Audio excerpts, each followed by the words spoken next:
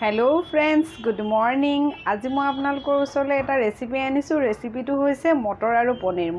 পনীৰ এই সবজিটো কেনেকৈ বনাব পাৰি তাকে দেখাব বিচাৰিছো অলপ ধাবা ষ্টাইলত বনাম আহকচোন আমি এই ৰেচিপিটো চাওঁ মটৰ লৈছো পনীৰ বিলাহী পিয়াজ আদা নহৰু কেঁচা জলকীয়া ৰেড চিলি পাউডাৰ আৰু গৰম মছলা ইয়াত লৈছো মই হালধি আৰু হিং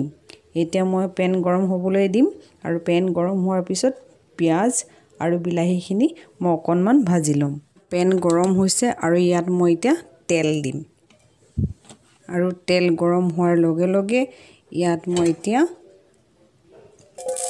পিয়াজ আৰু বিলাহী এই দুইখিনি মই এতিয়া ভাজি লম অলপ ভজা হৈ গৈছে এতিয়া ইয়াত মই পানী এড কৰিম পনীৰ মটৰ যেটো মই সবজি বনাম অকনমান ৰেষ্টুৰেন্টৰ ষ্টাইলত বনাম গতিকে এতিয়া মই পিয়াজ আৰু বিলাহীত পানী দি দিছো আৰু ইয়াত এতিয়া মই ঢাকনি লগাই দিম এয়া মই এটা ঢাকনিখন দি দিলো আৰু এইখিনি মই এটা 2 মিনিটৰ পৰা 3 মিনিট সিজাই লম বিলাহী আৰু পিয়াজখিনি অকনমান সিজা হৈ গৈছে আৰু এতিয়া মই গেছ বন্ধ কৰি দিম আৰু এইখিনি অকনমান ঠাণ্ডা হ'বলৈ দিম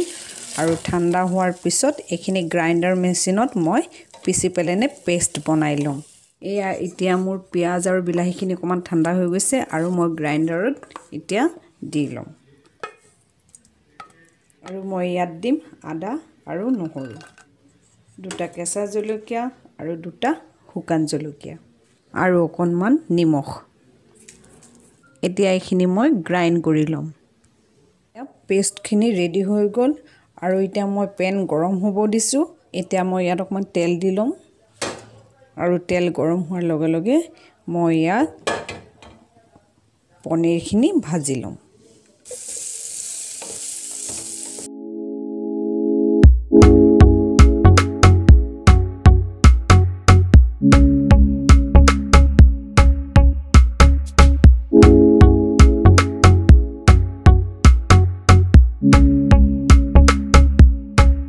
পনীৰখিনি ফ্ৰাই কৰা হৈ গল আৰু এইখিনি মই এতিয়া এটা বাটিত কাঢ়ি থম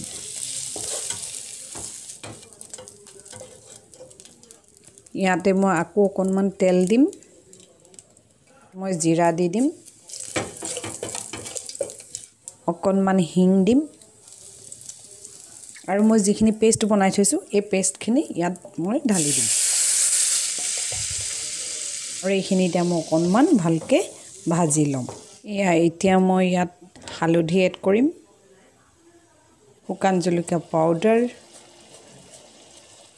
গৰম মছলা আৰু এইখিনি এতিয়া অকনমান মই ভালকে সিজাই লম মছলাখিনি মই ইয়াত এড কৰিম এয়া কেঁচা মটৰখিনি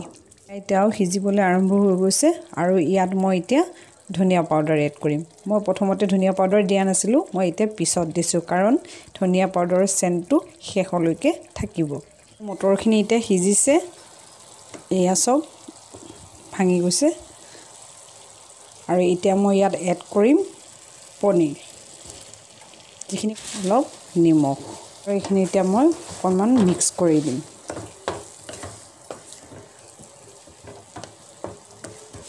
আৰু এইখিনি মই এতিয়া 2 মিনিটৰ পৰা 3 মিনিটলৈকে অকনমান সিজিবলৈ দিম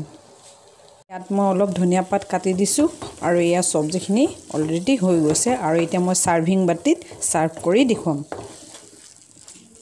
এয়া মই এতিয়া এয়া সাৰ্ভিং বাটিত সাৰ্ভ কৰিছো মই ইয়াত ধনিয়া পাত গাৰ্নিশ কৰি দিম